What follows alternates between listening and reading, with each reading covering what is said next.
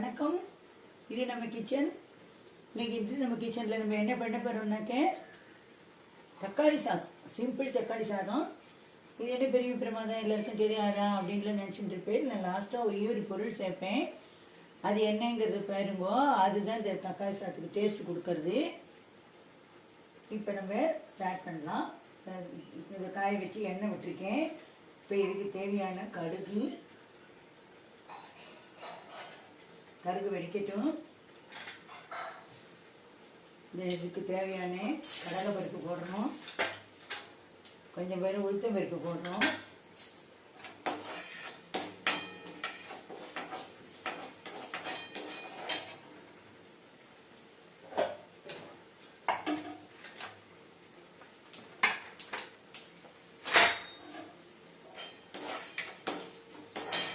பச்சை மிளகாய் போடுறோம். நம்ம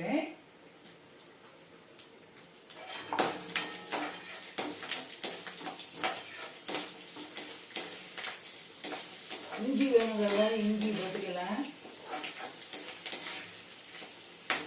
இப்போ வெங்காயம் போடுறேன். இது தக்காளி சாதங்கிறதுனால தக்காளி தான் இதுக்கு நிறைய போடணும்.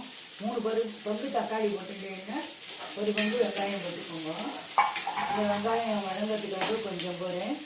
நான் சால்ட் உப்பு போடுறேன்.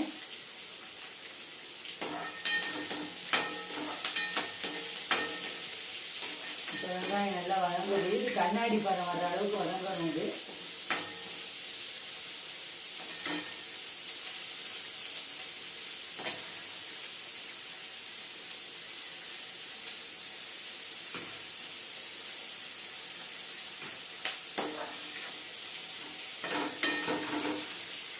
வெங்காயம் கண்ணாடி பழம் வதங்கி பஞ்சு போட்டால் தான் இந்த டேஸ்ட் இருக்கும். இல்லைன்னா இந்த வெங்காயம் பச்சை வாசனையை கொடுக்கும்.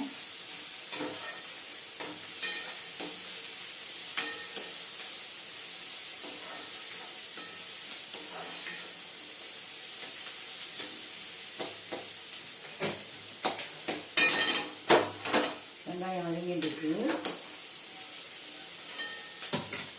இப்போ இதில் நம்ம இந்த இதுக்கு தேவையான மஞ்சத்தூள் போடுறோம். மஞ்சத்தூள் இந்த கிரேவிக்கும் இந்த சாத்துக்கும் சேர்ந்தாப்பில் போட்டு விடணும்.